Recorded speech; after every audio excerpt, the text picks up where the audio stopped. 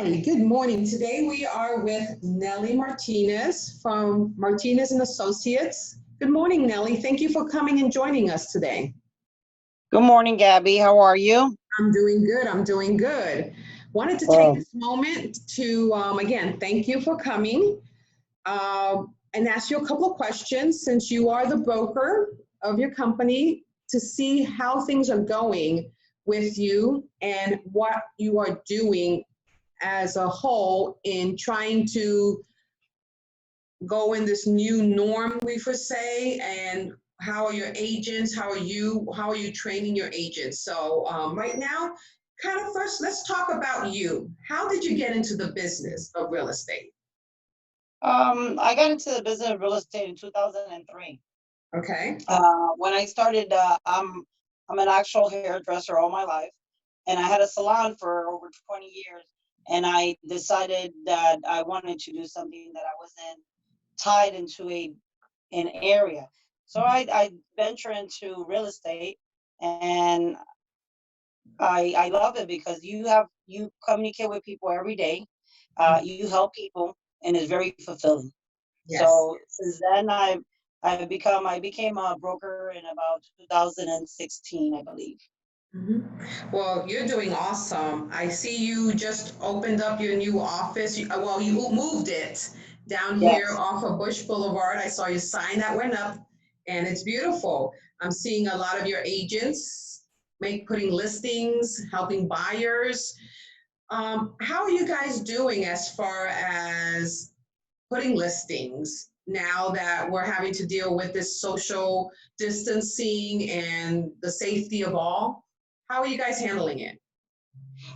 Right now, most of our listings are under contract and or have closed. But the listings, when we get them, what we're doing is we're trying for them to have a little bit of a control when they go show. If Okay. they're still living in it, we're um, really trying for the buyers to come in a certain time. For my buyers, my agents are trying to give them gloves, keep Mhm. things wiped up, try to educate my sellers Okay. because a lot of them are afraid to list right now because they don't want to let anybody in their home. Second, Yes. they're home every day and all day, so it's a little bit Exactly. harder. So we Well, have to be a little bit more patient to ask for time. You yeah. know. So you do advise your clients to let the buyers know that we prefer them wearing gloves or masks to protect not only themselves, but your sellers, correct? Sure, sure.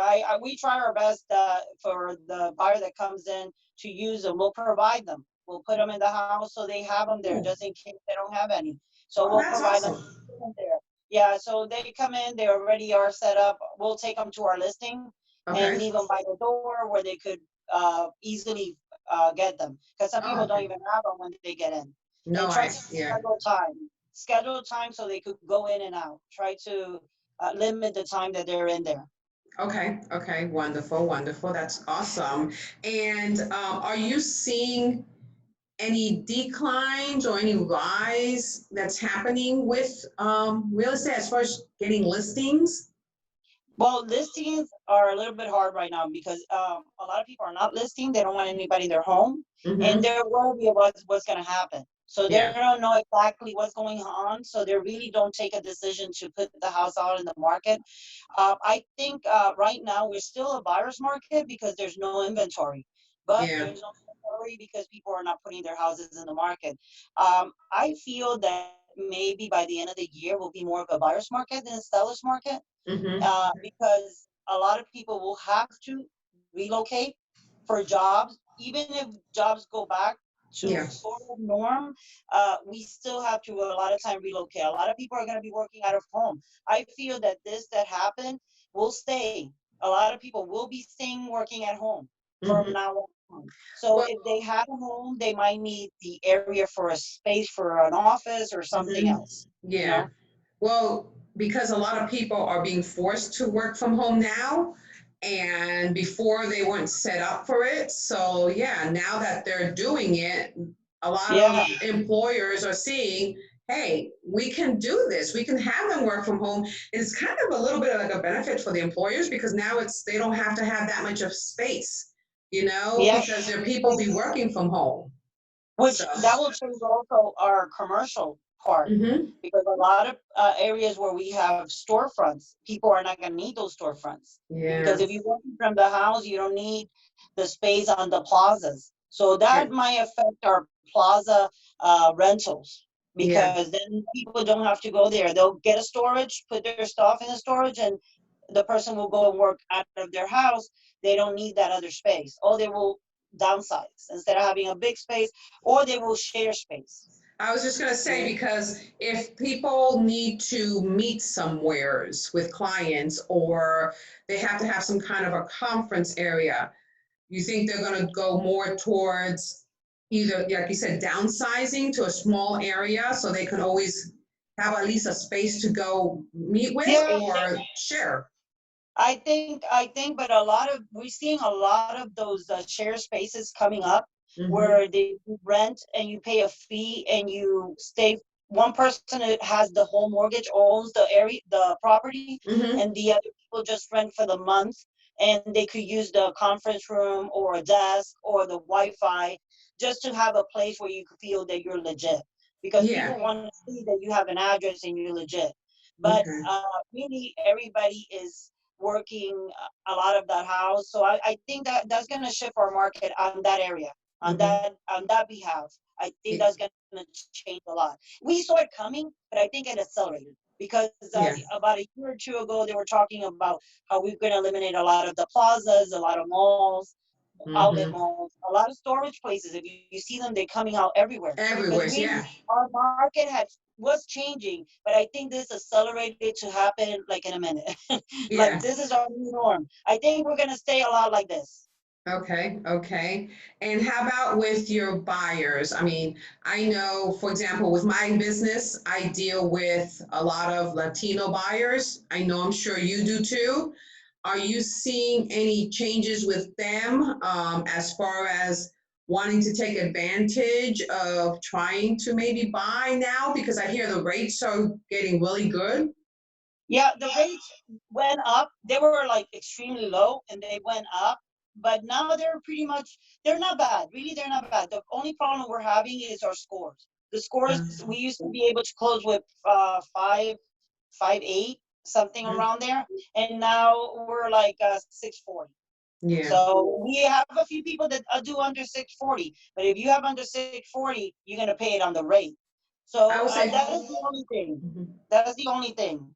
Okay, You yeah, and know, I heard that if your rate is or your score is less than 640, you also probably have to deal with reserves, having to have yeah, reserves. reserves, and sometimes you have to be buying points.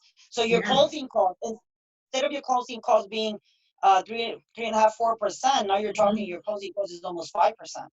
Oh So if wow. you're gonna ask the seller to help you with closing costs, we're Hmm. not talking anymore to give us $5,000, $6,000. Now we need like $10,000 for a Okay. closing on a $200,000 house. So Wow. that's the difference. Because a down payment, sometimes the person has it, but they don't have both sides. And it happens a lot that we negotiate the closing cost, but when the closing cost is $10,000, that seller is not willing to give all the Give that way 10,000. much. Exactly, exactly. Now, with your company, do you assist your agents as far as training is concerned? Because since the market is changing so much, especially now from day to day, do you offer a lot of training for your agents? Yes, I really try.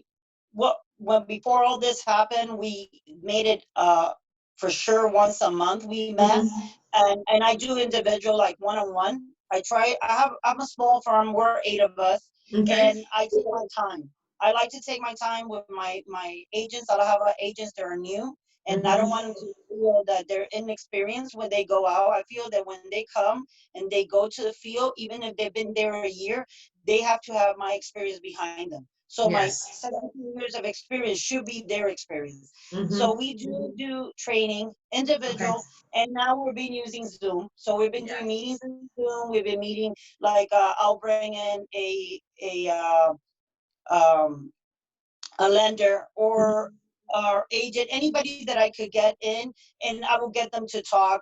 We were going through contracts through Zoom, so we're trying to get into meeting still, even if we don't see each other. We want to still have that communication.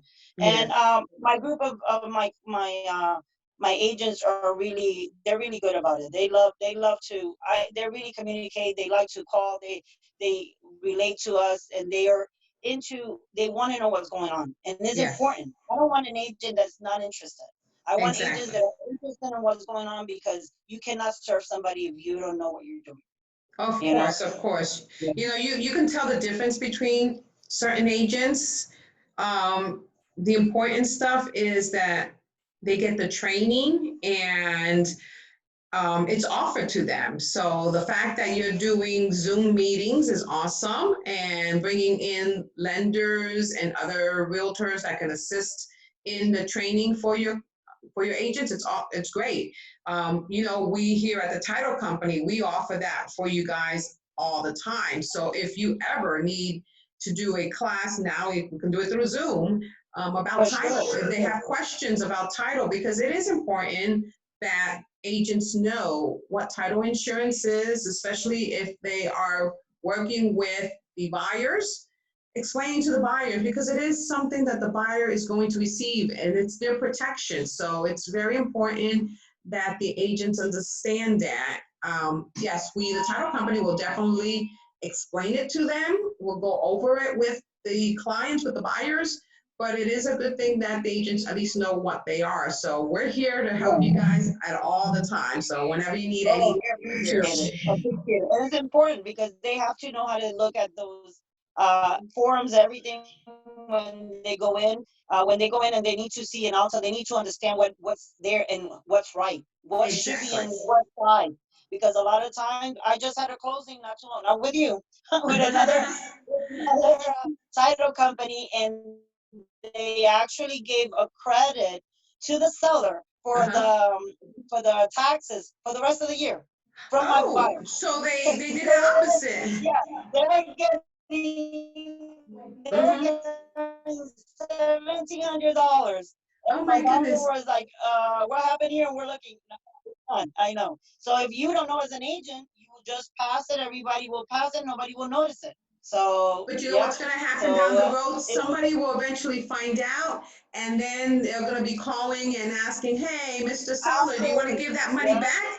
You don't want that to have to happen. No, Yeah. not at all. Not at Yeah, all. I mean, You don't I want to understand, be. I understand errors can occur, but like you said, more eyes that can be focused on the closing statement, because, we're putting numbers in quickly, and if an Yeah. error occurs, if your agents are trained on how to read a closing statement and not just look at their bottom total and see, okay, yes, the credit should be from the seller to the buyer.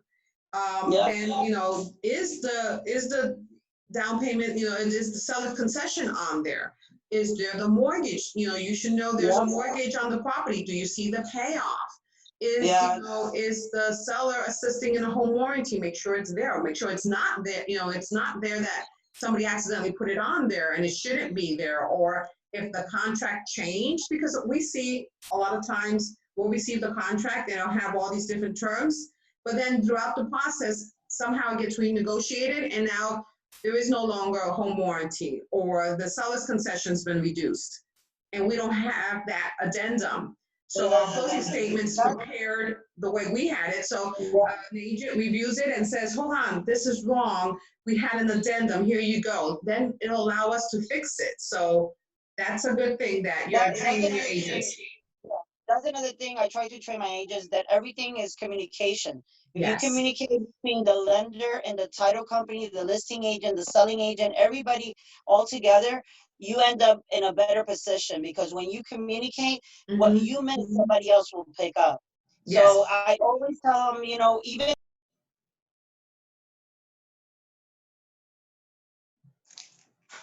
turned out turn in a addendum to the title company, I still send a copy just to Yes. be sure. Maybe they missed it. Maybe it went into the junk mail. Then Mm-hmm. right now, yesterday, Miguel sent me an email, and it went to my junk mail, and Oh, I no. always follow up. I always tell Always follow up, always look through everything. Yeah, yeah, and then like you said, pick up the phone. You know, you can send emails, and if they don't see it, pick up the phone and say, "Hey, I sent you an email." Oh, yeah. that's why. You know, Anytime and I I send was. something, if Mhm. I don't get an answer back, I always try to call, text, because it's communication. We're too fast. We're going at a fast pace, and we overlook stuff. And it's Oh not on yeah, purpose, you yeah. know? It's not And on like you purpose. said, everybody's human, but that's why Yeah. we're all here to help each other out. And I like it when when we receive an addendum, when the agents actually put addendum number 1 or addendum number 2, we keep Mm. track of it. So if we get an addendum number 5 or we're missing 3 and 4, that'll tell Then us, you hey, ask for these. What's yeah, going on? Let's find out what it is. sure. So that's awesome. I mean, I really am appreciating, like I said, taking your time and talking to us and letting us know what you're seeing out there in the market and everything, and how your agents are helping in continuing the process of showing the homes and selling Yeah. them. Is Yeah, there? we're still going out, trying not to be out there as much, but we're going out. The only thing we're not really doing is open houses. Yeah. We're doing virtual because Hmm. there's so many people going in at the same time. So Yeah. we're not doing open houses, but we're still going out. We're just going out with the client. We're not trying to bring, us Latinos like to bring everybody to the showings. So we're trying to cut it down to maybe the buy. I know, I totally understand. Well, you know what? Because of course, my office is, most of our clients are Latino also. So of course, when we started this whole thing with the COVID-19, we started sending emails out because I don't know with other title companies how they're doing their closings, but we here at ARETSI, what we're doing is we're doing our closings outside. We have a tent set up, a table and chairs, and on our emails when we send our alta, we say, due to the COVID-19, we're asking that only the signers and the respective agent comes to closing. Please refrain from bringing other people that are not signers in the deal, because like you said, we're Hispanic. We got one person buying, but we have uncles and aunts and the children and the grandparents and the neighbor and everybody. They come in, and For sure. normally I don't care. I have a room full of people. Sometimes I got to bring in more chairs because there's not enough room. But unfortunately, now in what we've experienced, what we're going through, we can't have that. So I kind of feel bad that I tell them, yeah, I'll get a call and they're like, we saw your email and it says only the signers and the agents, they want it. It's like, we appreciate you They want calling, but we're it. asking, Yeah. yeah, we're asking not to, for the safety of them and for us too. Because, Yeah. like I said, we go outside unless it's raining, but we are closing out there. We have our masks, we have our gloves, and we also have extras just in case they come in and they don't have theirs. We ask that we tell them, we're like, we will be wearing our mask and gloves, and we're asking that you and your clients do the same. And if you don't have any, let us know because we will have some available for them. So I mean, and it's I sometimes I kind of feel, are we making them feel bad, or but I feel this is a necessity because you don't want people, not just us, but what if we happen to be carrying something? We don't want to expose other people to it. Yeah, we And want to be considerate. yes, we want to be considerate. We want to make sure we're all trying to stay healthy. And like you said, and it's hard in the beginning. It was really hard because, like you said, us Latinos, we're We're very, kissing. We're yes, we're kissing. hugging, we're Hugging kissing, and we're like, kissing. hey, we're giving each other when we walk in, da, da, da, da. Now it's like, Hi. hi, Yeah, fake hugs, and it's hard to, I know. for us to be like It's, that, but it took us a minute to understand that we couldn't just go and reach out and start hugging, but I we're huggers know, and kissers, and yeah. it is different. Yeah. Yeah, so it is. It's hard, but we're all changing. And like you said, after this, Nellie, how do you see the business? How do you think this is going to happen once things start going back to somewhat of a norm? How do you think how is it going to take a Like, toll? like I think once it goes back to normal, we're gonna end up more, maybe more into uh, a buyer's market. I Mhm. feel because the the the they're going to be out there a little bit more of inventory. Our inventory is so tight right now. But Mhm. once everything goes back to normal, people have to sell. Not even because they lost their job, not because they're losing their houses, because this is how normal market is. You have to sell for any reason. You have a Mhm. death in your family, you have a change of job, your family grows. So Yeah. we have to go and sell. So what happens, I feel that all these houses are going to go out at the same time. So Mhm. we're going to have an inventory that we didn't have before. Okay. So what I'm really hoping that the government keeps us our interest low, Mhm. so our buyers could be qualified. Because there's no Now, use in mhm. having houses and not having people that could qualify. Another thing, that the lenders take in mind, that a lot of people stay without work because we have to have 2 years of consecutive work. Mhm. You know, the Mhm. person cannot be off work. So they'll be having to write a lot of letters of explanation if they're out of Yeah. work for an amount of time. For a certain So amount of it's time. Yeah. things that we will have to do a little bit more work, I think, to qualify a person than just come in and you got it. You know, I think it'll be a Yeah. little bit more work. And But I'm thinking that's going to happen because, like you said, this is something that was out of everyone's control. It mhm. wasn't because, people just not working or losing their jobs. It was because of what's happening. So, like you said, the lenders are going to be changing their underwriting. Writing. I Yeah. think so. And you know what? Everybody's talking about 2007, what happened in 2006, 2007. This is completely different. This is not, if Mhm. you've been an agent back then, which Yeah. I was, I could see that this is not the same at all. No. This is not 2007 where people took these crazy loans and they couldn't pay them. These people have loans that are structured well. Hmm. The last since 2009, 10, the loans have been structured like they should be. Regular Hmm. loan, 30 years. And a lot of the lenders, the people that have their mortgages, they're trying to work with them. Hmm. Banks do not want their houses back. I feel No. that everybody has the idea, oh, the bank wants to take away my house. Really, no, they want you to pay the house. They want you to pay them the interest. They make their money only if you pay back. So Hmm. they don't want a bunch of houses. So I don't think that we're not going to have that crash that people think about 2006, because it's a different type. You have Yeah. to live somewhere, whether you have a job or not. You have to find a place to live. I think maybe a lot of people are maybe joining back, like a young person that didn't have a job will go back with their parents, Hmm. or families will join. Like parents will have grandparents, and they'll have a family Yeah. together where everybody was getting their own place. Maybe they're gonna maybe merge until Okay. they get back on their feet.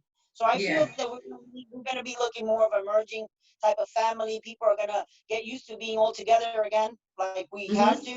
A lot of Yeah. times, a lot of people had to leave college and come back home, so they're back home. So that Yeah. makes another reason that you might want to buy another home, a I bigger was gonna home. say that that'll make people wanting to need to have to buy bigger homes so the families can come together and be Yeah. able to help each other out in these times until everybody can get back on their feet and then turn around and start branching out again. So, Exactly. okay. So I think the market is going to shift. It's not going to really going to crash, from my opinion, because I don't see the same structure of things. I feel that it's going to shift a little bit. I think it's going to be a little bit of a buyer's market on certain levels, but I see a lot of people maybe wanting to put their house for sale at the end of the year more than now. Mhm. You know, we're Now, not going to have. do you think you're going to see, as far as the prices of the homes, because of it being a buyer's market, do you think that you're going to see them be lowered, I or are think they they're going going to to try level. to lift them? I think they're going to be more level than lower, because Tampa is still is a growing city. We have a lot of things going on. They're Hmm. not going to stop them because of what was happening. They're just slowing down. Construction is still going on because that's an essential, and they're still Hmm. building. Yeah. We have Amazon here. We have a lot of other companies that are looking at Tampa as a place to come. Okay. Right now, so I feel that we're gonna level a little bit because we were going up like a little bit high, a little bit too fast, and Yeah. that's not good either. That's not good. People say, "Oh, great, the houses market is going up." It's not really that good because then your buyers cannot qualify. Because if you don't make money to buy that house, you can qualify for that house. And our Exactly. were going up, but our money wasn't Income. coming. Yeah, The the income income was wasn't down. there. Income was leveled in the houses. So I think leveling the house, it actually is doing us a favor for people to be able to qualify for their homes, buyers be able to buy. You Mm-hmm. know, there is willing people out there. We have a lot of buyers that want to buy. It's just that they can't qualify. They qualify maybe for 170, 180, and you can't find nothing on that level because Yeah. Tampa really, our average is over 250. Yeah, exactly. So So, and like you said, the prices were starting to go up. Even with us seeing the contracts coming in, they were starting to get up there, high twos, low threes. And yes, like you said, that was a norm. That was unless the income is up there to support it, they're not going to be able to purchase those homes. So, But I okay. think leveling will give a good um, area there. I'm hoping that if a lot of people stay working out of the houses, Mhm. that the employers start giving them some raises Yeah, because they're because home. the overhead won't be They don't there. have the same overhead, so they could actually give to their employees a little bit of incentive for staying home. Hmm. So at least give them, be able to qualify them for a better home. Yeah. So we're hoping that it is not all bad. It's not all Hmm. bad. I think it's just a change and we have to learn to live with it. And I think we always change and we just have to adapt. If Hmm. you're in this market, if you've been a realtor for a long period of time, we go through seller market, buyer's market, and I think the best thing is always to stay educated, to educate your clients. Yeah. Because if you don't know what you're talking about, you sound very silly. Because when you think about it, the buyers could go to Google. Yeah. Google, Google is our friend and our enemy. Oh yeah, oh yeah. They're on the computer. Well, I found this on Zillow, or I found this on that. But now, when you're talking about educating your clients, when you have a seller because it's their home and they feel their home is worth this, but now you're saying, okay, well, right now we're leveling and it's actually worth this. I mean, how hard is it to convince a seller to price it at a proper price and not just at what they think? Well, I think what's important really for you to do good CMAs. You do a market analysis for that home, particular home, and you show it in paper how it's selling. Because they'll tell you, oh, down the street in my house, they put a house for 275. Mhm. Okay, let me see which one is it. I bring that house out and I show him, okay, 275, but it didn't sell for I'd that. sell that. Sold for 250. And this is what it's sold for. And look, it's public records. That's public records. They could go in, but they sometimes are so excited about knowing that that house went for 275 that they Mhm. don't even think. But also that house might have A, B, and C. They might have a new kitchen. They might have a new bathroom. They might have a square footage. Mhm. So when they show you, you have to show what's sold in their neighborhood. You have to Okay. be uh, aware about what's there. So the person, when they go in, when they tell you, oh, but I could get this much, you could get this much. Why do you think you could get this much? And when they Mhm. tell you, you're divided. And what we do as a CMA is similar to what the appraiser is going to do. Mhm. So I always tell them, if the house you put it for 270 and it's 250, what is going to happen when the appraisal comes back at 250? Are you willing to go for 250? Mhm. Okay. Another thing Exactly. is if you put your house over the market, you're never gonna sell it. So your house is gonna be in the market. The first 30 days is like your prime. So if Mhm. nobody shows your house, nobody really gets to see it. They think there's something wrong with your house because in 30 days nobody went to see what's going on. So your group of people is different. Another Yeah. thing is I always, if you want to put it that high, I don't recommend it. But we put it at high for 2 3 days. Let's see. If we get a lot of showings, we'll leave it because then we have. But if you don't get showings, you by showing, the market decides the price to your home. We don't, and people think that a realtor would not want to put it high. We want to put it for whatever the price is because we want to sell it. Whether it's higher or lower, we want to sell it. We don't get paid if we don't sell. So we definitely want to sell your home. Our goal is to sell. Like a lender's goal is to close. Everybody in this group, we have a lot of different uh, duties. Like in the title company, we all want to close. I don't want any buyer or seller to have an idea that we neglect them because we don't want to close. We all want to close because none of us get paid if we don't close. Exactly. So we are very anxious to close for their well-being and because that's the only way we get compensated for our work. So we really want to close the deal. But sometimes if it can be done, it can be done. Right now with all this with the coronavirus, we ended up, I had like 5 deals to close in April.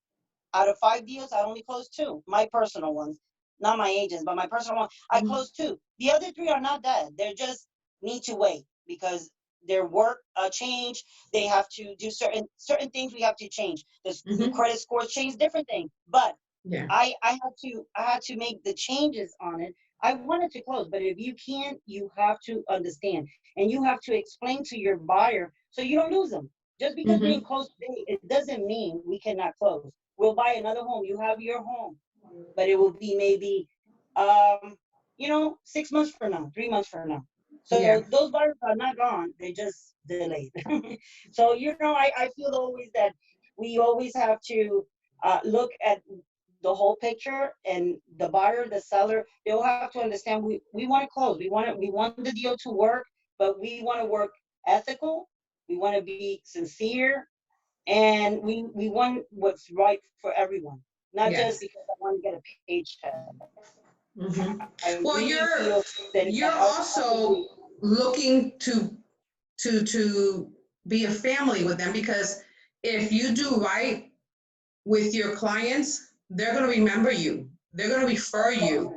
And like you said, that's Latino group. We've got a huge family. So if you do right, you take care of the people, you're going to end up getting residual clients from that. And like you said, you want to do right among them.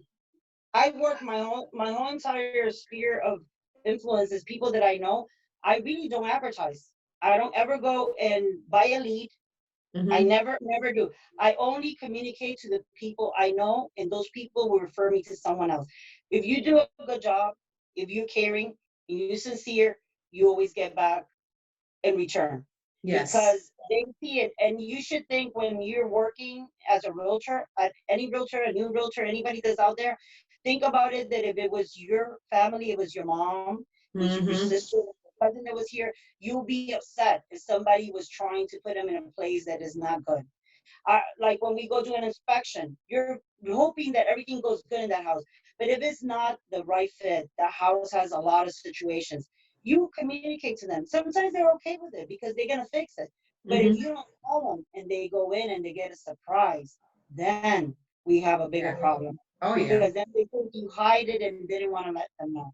So I always feel that sincere, being ethical, being a person that takes 2 minutes to explain something will take you a long way. Yeah, Very long way. definitely. Yeah. Well, Nellie, I really appreciate you taking the time to speak to us. I hope I was some help. Oh, no, you did. You did give a lot of information, especially like you said, those CMAs you're talking about. And, sellers are not aware of that. Like you said, sellers will think their house is worth so much more because they put in, new lights, new things. But with the CMA, you're talking about the bones, the size, how many rooms, the lot. There's no sentimental value there. That's just what it is. It is. So, but again, Nellie, I really appreciate everything. Yeah, no problem. Anytime, Gabby. Thank you always for helping us out. Oh, no problem. We're here for you. Like I said, when you're ready, we'll do some classes with your agents. Or, like you said, even if it's a one-on-one and an agent wants to learn a little bit more of what title commitment is or a survey or you're reviewing the minutes of lien and you don't want to do it in a big class. You just want to say, hey, Gabby, hey, call Gabby. She'll go over it one-on-one. We can Zoom it and talk to them and explain to them. It doesn't have to be something formal or anything like that. No problem. Thank you. We always know. I always bother you because I always say, "Oh, call Gabby for that question." That's not a problem. Yeah, I do get a lot of, hey, Nellie told me to call you. It's like, hey, no problem. Okay, yes, yes. I always tell them, go call her. She'll answer the phone because that's important. If you don't answer the phone, nobody knows. Some people call and they don't answer them, but you always answer the phone. So Yep, I'm here for you guys. Thank you very much. Thank you. You have a nice weekend. You too, honey. Take care. Bye-bye. Bye.